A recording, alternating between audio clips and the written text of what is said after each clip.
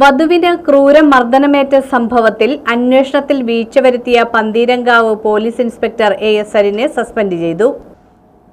നവവധുവിന് ക്രൂരമർദ്ദനമേറ്റ സംഭവത്തിൽ അന്വേഷണത്തിൽ വീഴ്ച വരുത്തിയ പന്തീരങ്കാവ് പോലീസ് ഇൻസ്പെക്ടർ AS സരിന് സസ്പെൻഷൻ. പരാതി വേണ്ട ഗൗരവത്തിലെടുത്തില്ല, ആവശ്യമായ വകുപ്പുകൾ ചുമത്തിയില്ല എന്നതടക്കമുള്ള വീഴ്ചകൾ വരുത്തിയെന്ന കമ്മീഷണറുടെ റിപ്പോർട്ടിന്റെ അടിസ്ഥാനത്തിൽ നോർത്ത് സോൺ IG K സേതുരാമനാണ് സസ്പെൻഡ് ചെയ്തത്.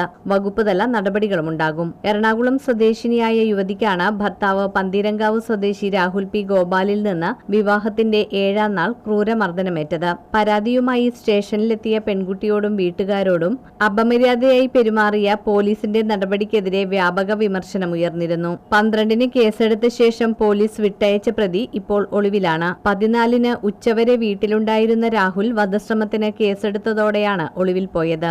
ജർമ്മനിയിൽ എഞ്ചിനീയറായ ഇയാൾ രാജ്യം വിട്ടുവെന്നും സംശയമുണ്ട്.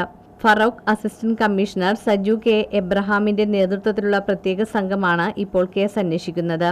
അന്വേഷണ സംഘം പെൺകുട്ടിയുടെ എറണാകുളത്തെ വീട്ടിലെത്തി മൊഴിയെടുത്തു.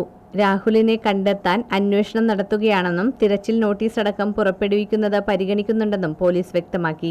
രാഹുലിനെതിരെ കോട്ടയം ജില്ലയിൽ നിന്നുള്ള പെൺകുട്ടിയും കുടുംബവും ഇപ്പോൾ പരാതിയുമായി രംഗത്തെത്തിയിട്ടുണ്ട്.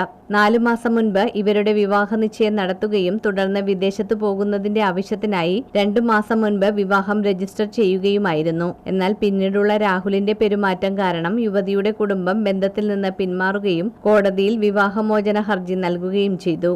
രാഹുൽ ഫോണിൽ ഭീഷണിപ്പെടുത്തിയതായി പെൺകുട്ടിയുടെ സഹോദരനാണ് കഴിഞ്ഞ ദിവസം പരാതി നൽകിയത്. ഈ കേസും പന്തീരങ്കാവിലേക്ക് മാറ്റിയിട്ടുണ്ട്.